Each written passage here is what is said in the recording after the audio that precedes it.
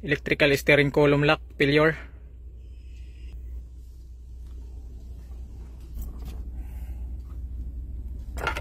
Switch off natin. Pakinggan nyo mabuti mga katrobol. May tutunog yan pagka binunot ko yung susi. Ayan. So dapat pagka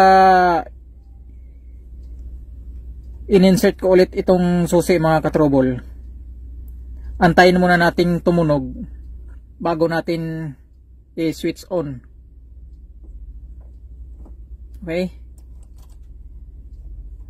Ayan. Okay, tumunog na siya. Saka natin ngayon i-switch on. So tingnan natin kung nandyan pa rin yung steering column failure. So ayan mga katrobol, okay na.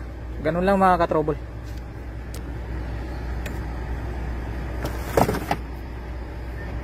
خلاص خلاص ايش مشكلة ممكن انت برا مقطع بعدين ركب ممكن على طول داور مقطع ما في اكتيف ada ما في اكتيفيت ada immobilizer برا انا ركب انا برا ركب يجي كده